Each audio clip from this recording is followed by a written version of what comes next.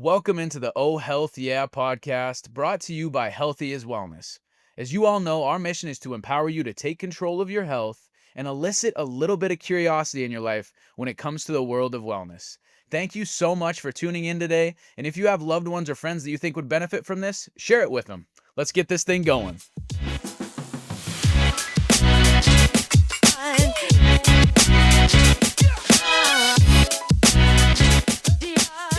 So you went to the doc for your yearly, and he took your A1C, looked at your glucose, and he's telling you you're pre-diabetic.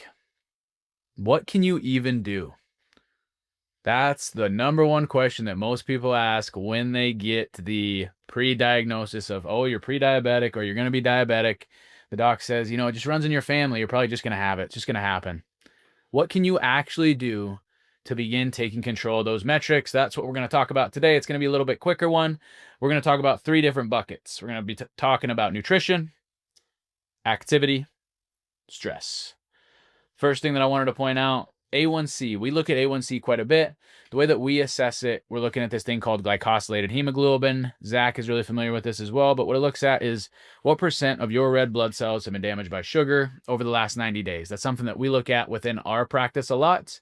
A lot of people look at your glucose number as well. The reason behind that is they're looking at some form of metabolic dysfunction that can oftentimes lead to diabetes. And when you go to the doctor, oftentimes it feels like there's nothing you can do. And what we're going to talk about today is what things can you actually do to feel in control of that number. First bucket I want to talk about, nutrition. One of the number one challenges that we like to talk to people about when they're focused on their A1C number is no sugar or flour for breakfast. Whenever you break your fast, can you prioritize protein and fat? The majority of the time in the morning or whenever you have your first meal, your blood sugar is sitting in a steady state and may have even dropped. If you take in carbohydrates, whether that's sugar, flour, whatever it is, it's going to spike the heck out of your blood sugar. What goes up must come down, and you crash. And that crash is signified by, dang, I'm craving something else sweet. But honestly, your blood sugar is in for it with that first meal of the day being sugar, flour based or sugar, flour heavy. So one of the first things that we like to talk to people about if they're concerned about their A1C is this idea of no sugar or flour for breakfast. When you break your fast, can you prioritize protein and fat? What do you got on no sugar flour for brekkie or this intro, Zach? I like giving people options, and we got Gus's go-to is cheese stick. He loves doing the cheese stick. I do, yeah. Oaken had one this morning. Actually, my wife loves to do Egg-Wiches, and it's as simple as taking a casserole dish. You can line it with tinfoil or parchment paper with, like, let's say you're prepping for one person for a week. You want 2 eggs worth in the mornings. You are going to crack, let's do 7 days. You're going to crack 14 eggs into a bowl or just into the casserole dish. You can mix it inside that, add your spices. They do have a little bit of a tendency to kind of float to the top, but you're still going to get your seasoning. So season it up, throw it in the oven. I don't even remember how long, probably like 10 minutes at 350. And it'll cook it up. It'll expand quite a bit, so you don't need as much as you think you do. You got to remember that eggs rise like cake does. So pretty decently thin layer. And then you can take something like bacon, sausage. You can totally skip the meat if you want to, but you can throw a little slice of cheese in there, and then you can score that like you would do a lasagna, and then you can use the egg as bread instead of using bread. So you got egg, one layer, your meat of choice like bacon or sausage, and then cheese, and then another piece of egg. And just off the top of your head, I don't know, Gus, what would you say? That's probably 25 to 35 grams of protein. Probably. Just in that alone. Meat? One egg has what, like 8 to 10 grams? 6 to 8. 6 to 8 grams of protein. And then, a sausage patty, you could have like 10 to 12 grams of protein. And then you got a slice of cheese that's usually like 2 to 3 grams of protein. Yeah. Healthy fats, Good stuff. Yeah, that sounds delicious. It's very protein dense, and you get your seasonings in. Make it spicy, color that microbiome up a little bit, throw some hot sauce on it. Mm-hmm. But I always want to give people, like, You know, you talk about actionable item. I always like to leave people with something that they can like tangibly take away and do it. Yeah. So that's where I would go with nutrition on that one. I like it. That's a good idea. They also sell them at Costco if you want to try them before you make them. That's sweet. Yeah, they use turkey sausage too, so they're like really low cal. I think they're like, I want to say like 180, 190. Are they the Egg-Wiches? Is that what they're called? Or Yeah, what are they called? yeah. It's called Egg-Wich I think it's by a company called Reds, Reds. Oh yes. Yeah, Yep, I've heard of those. they're really good. They're expensive at Costco, but they're actually pretty decently cost effective to make. Also, a pro tip if you're like cutting and bulking, you know, egg whites. If you can get cartons of egg whites instead, if you want to go lower calorie, higher protein, you can do egg whites and cut out the yolks. Not that yolks are bad, but if you're going for a little bit lower calorie, you can totally make the egg part of that just out of egg whites, and it's going to be a little bit lower cal. So, or you can just beef up. So if you're a quantity person like me, you can do your eggs, and then you can just add a little bit of egg whites into it just to fluff it up a little bit more, add a little bit more quantity to it. So.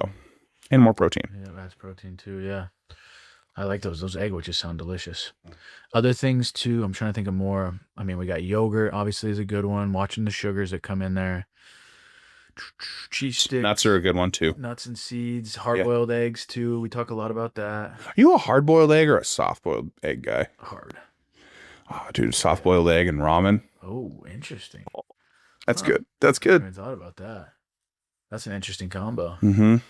So the yolk spills into the broth. That sounds pretty nummy. Meat sticks can be good ways to break the fast too if A1C is a concern. Convenient. Very convenient. The other thing that I talk to a lot of our clients about is reframing the way that you view breakfast. In America, we think breakfast has to be this sweet oatmeal, cereal, waffles, pancakes. Whereas oftentimes if you take whatever you make for dinner at your house and just make an extra serving and use it as your breakfast, that's a great way. It's such a hard thing for I don't know much about. It's such a weird thing, like culturally, because an English breakfast is literally its own thing. Have you ever heard of an English breakfast? It's like beans. I love beans, but trying to get an American to eat baked beans in the morning, my breakfast today, Oak Big Mac casserole. That's what I'll have for breakfast. That's what I'll break my fast with. But the more that you can reframe that idea in your head and not think that you need those desserts for breakfast, better off you're going to be. Seriously. So, with the nutrition side, if A1C is a concern for you, focus on breaking your fast with proteins and fats, not sugar flour. I'd also go fiber, man. Fiber is a good one too. Fiber, I think, is almost as important, especially when you're talking about a diabetic. Do you want to talk about metformin and fiber and how they're similar? For it, yeah, run with it. So metformin and fiber are kind of similar by, what would the word be? Molecularly similar. And the way that they help with the pancreatic release of insulin. So if you can up your fiber intake. Also, to add a super pro tip on fiber intake, sometimes fiber is really hard to get. And us as Americans, on average, only eat about 15 grams of fiber a day.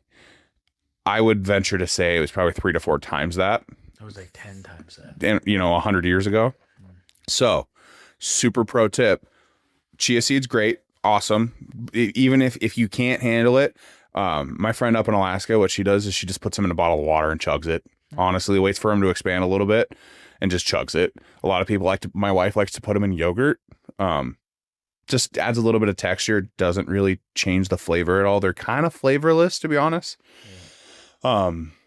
But the pro tip that I have is Mission, the tortilla brand, makes carb balanced tortillas. One tortilla is 70 calories, 16 grams of fiber for one tortilla. So even if you just ate one tortilla a day, just one, plus the fiber that you get from your regular diet, which is probably another 13 to 16 grams, you're doubling what the national average is. It's going to help so much. Super warning though, you're going to poop. It's going to take a little bit of time for your body to get used to that much fiber. So be prepared for poop. Bathroom. Yeah, poop. So nutritionally, 2 kind of baby steps there. Prioritize protein and fat in the morning. Prioritize fiber throughout the day. Fiber is a great focus. Just like Zach said, like the way that your body works with fiber is very similar to the way the body works with metformin, to where it allows the body to not necessarily, it doesn't allow the blood sugar spike to be as negative that comes from certain foods, minimizes that, almost absorbs it like a sponge.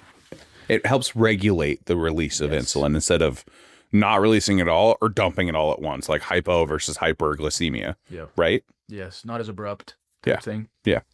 Second actionable bucket that we're going to talk about, activity, move.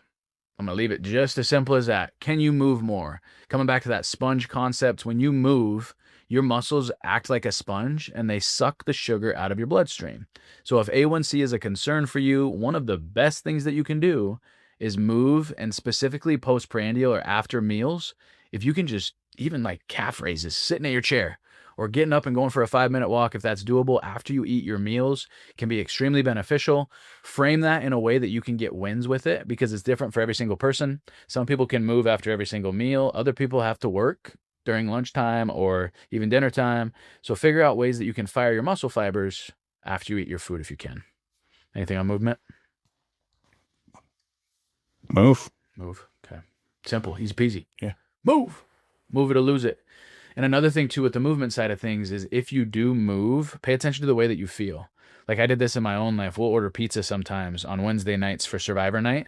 And then what I've been trying to do is eat the pizza, go for a little walk before we watch Survivor with the family, and then watch it. I feel so much better when I move after I eat, even something like Papa John's. If I go in the front yard and play basketball with Asher after I eat that pizza, I can sit on the couch and watch Survivor and feel fine. Whereas if I eat the pizza and just chill, digestion, bloating, like immediately. So play with it and see if you notice a difference. Survive. Survivor, boy. And then the third bucket, when we're thinking A1C, I wanted to talk about was stress. There's a lot of science coming out based around how chronic stress can actually increase your HbA1c value. Not only can sugar break down or stick to red blood cells and increase HbA1c, but chronic stress levels can as well.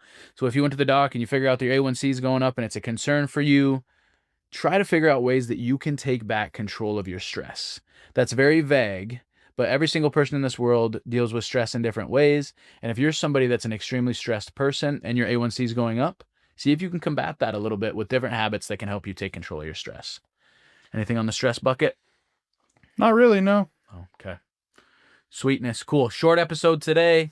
If A1C is something you're concerned about, one of the number one things that you can do is first figure out where you're at, get a test done, see if it's something that is concerning for you. If it is a number that's high or increasing, look into it. And if there's habits that you want to instill in your life, there's 3 kind of main ones to start with: nutrition, activity, stress.